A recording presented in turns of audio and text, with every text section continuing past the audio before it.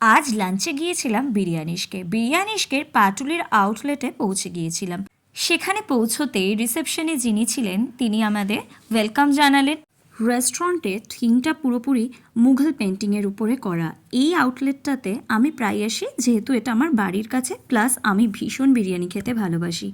বিরিয়ানির অনেক রকম কম্বো এখানে পেয়ে যাবে তোমরা যারা বিরিয়ানি খেতে ভালোবাসো প্লাস কিছু কম্বো প্যাক ট্রাই করতে চাও, এই রেস্টুরেন্টটাতে কিন্তু একবার ভিজিট করে যেতে পারো।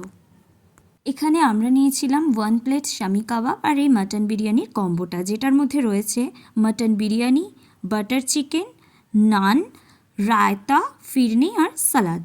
তবে আগে কিন্তু এদের মেনুতে অনেক ভ্যারাইটি ছিল, আর সাথে যে পরিমাণগুলো দিত সেগুলো অনেকটা বেশি ছিল, যেগুলো কিন্তু এখন অনেকটা কমিয়ে দিয়েছে। এদের ভ্যারাইটিসে অনেক চেঞ্জ এসেছে।